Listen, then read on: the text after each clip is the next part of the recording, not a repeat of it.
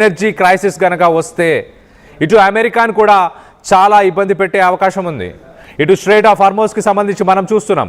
Iran మిసైల్స్కి సంబంధించి missile range ఒకసారి చూస్తే కనుక ఇటు ఇజ్రాయెల్ని డైరెక్ట్గా టార్గెట్ చేయొచ్చు, ఇటు జోర్డాన్ని డైరెక్ట్గా టార్గెట్ చేయొచ్చు, ఇటు సౌదీ అరేబియా, యమన్, ఇటు Oman, United Arab Emirates, Qatar, Bahrain, Kuwait, ఇటు ఇరాన్కి సంబంధించిన రెడ్ కలర్లో కనిపిస్తున్న ఆ ప్లేసెస్లో ఇటు ఇరాన్కి సంబంధించిన హమాస్, హెజ్బుల్లా, అలాగే యమన్లో హౌతీస్, ఇటు యాక్సియోమ్ ఆఫ్ రెసిస్టెన్స్ అని అంటారు ఇరాన్కి సంబంధించిన ఫోర్సెస్ ఇవి. ఇటు యాక్సియోమ్ ఆఫ్ రెసిస్టెన్స్ అంటారు. సో మొత్తం మీద ఇరాన్కి సంబంధించిన ఈ ఫోర్సెస్ అన్ని హెల్ప్ చేస్తే ఇటు ఇజ్రాయెల్ని లెబనాన్ నుంచి టార్గెట్ చేయొచ్చు, ఇటు యమన్ నుంచి ఇజ్రాయెల్ని టార్గెట్ చేయొచ్చు, అలాగే ఇటు ఇరాన్ నుంచి కూడా ఇజ్రాయెల్ని టార్గెట్ చేయొచ్చు. మొత్తంగా ఇరాన్ నుంచి ఆల్మోస్ట్ అన్ని కంట్రీస్, గల్ఫ్ దేశాలు ఇంక్లూడింగ్ ఇజ్రాయెల్ అన్నిటినీ ఎట్ ఏ టైం స్ట్రైక్ చేయొచ్చు. ఎట్ ద సేమ్ టైం ఇటు స్ట్రైట్ ఆఫ్ హార్మోజ్ కాకుండా ఇటు రెడ్ సీకి సంబంధించిన సూయిజ్ కెనాల్ని కూడా ఇటు హౌతీస్ కానీ అలాగే లెబనాన్లో ఉన్న హెజ్బుల్లా కానీ వీరందరూ టార్గెట్ చేయొచ్చు. సో ప్రపంచానికి గ్లోబల్ ఎనర్జీ క్రైసిస్ని ఇరాన్ అనుకుంటే ఏ క్షణమైనా గ్లోబల్ ఎనర్జీ క్రైసిస్ వచ్చే అవకాశం ఉంది. సో మొత్తంగా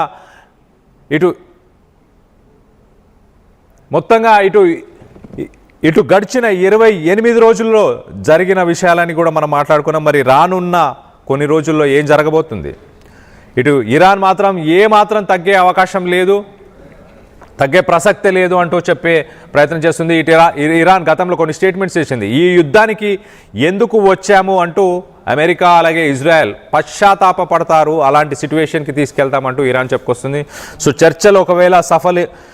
సో చర్చలు సఫలమైన రానున్న కొన్ని రోజుల్లో మరి ఏం జరగబోతుంది అనే ఉత్కంఠం అయితే నెలకొని ఉంది.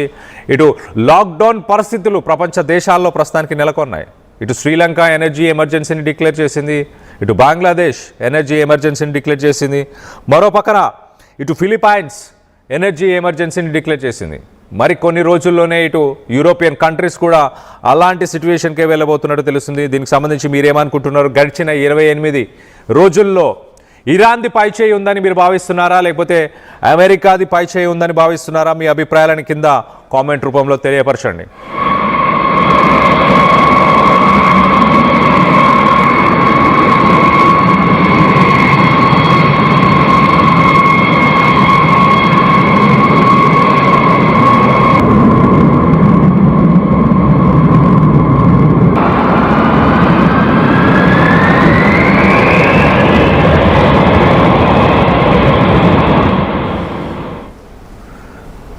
రైట్, ఇటు యుఎస్ సెంట్రల్ కమాండ్కి సంబంధించిన ఒక ట్వీట్ని చదివి వినిపించే ప్రయత్నం చేస్తా. ఇక్కడ మనం విజువల్లో చూడొచ్చు చాలా క్లియర్గా. A B-52 Stratofortress gets refuelled mid air during a combat mission March 20 in support of operation Epic Fury. So మొత్తం మీద సెంట్రల్ కమాండ్ ప్రస్తుతానికి B-52 బాంబర్స్ని లాంచ్ చేసే ఒక ఎయిర్ప్లేన్ని చూపిస్తుంది. ఆ B-52 ఫైటర్ జెట్ ఒక రకంగా లాంగ్ రేంజ్, అలాగే long range, mid range.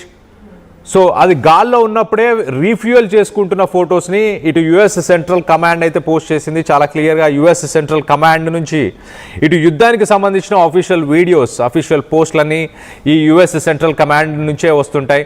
So దానికి సంబంధించి మనం విజువల్ని చూస్తున్నాం. ఆ బాంబర్స్ని యూటిలైజ్ చేస్తున్నారు. అంటే ఎయిర్ స్పేస్ అంతా కూడా అమెరికాకు సంబంధించి కంట్రోల్లో ఉన్నా కూడా యుద్ధంలో మాత్రం గెలవలేకపోతుంది. దానికి సంబంధించిన ఆ బాంబర్కి సంబంధించిన విజువల్స్ని మనం చూస్తున్నాం. ఎట్ ద సేమ్ టైం ఆ ఫైటర్ జెట్స్ F-35కి సంబంధించిన ఫైటర్ జెట్స్ విజువల్స్ని కూడా చూస్తున్నాం. ఇటు ఒక నేవీ షిప్ పై నుంచి టేక్ ఆఫ్ చేస్తున్న ఆ ఫైటర్ జెట్స్ని కూడా మనం చూస్తున్నాం. దానికి సంబంధించిన విజువల్స్ ఒక్కసారి చూసే ప్రయత్నం చేద్దాం.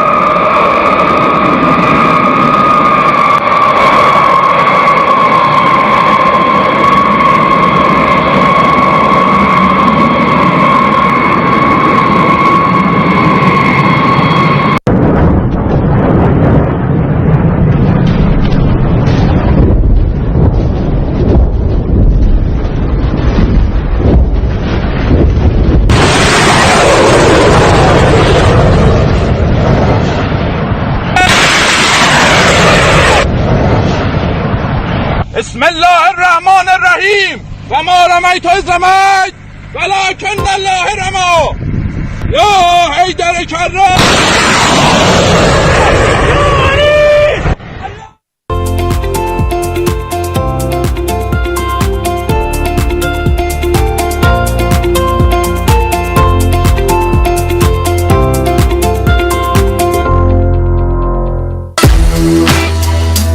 At KL, experience what it feels like to be a true engineer. KL deemed to be university.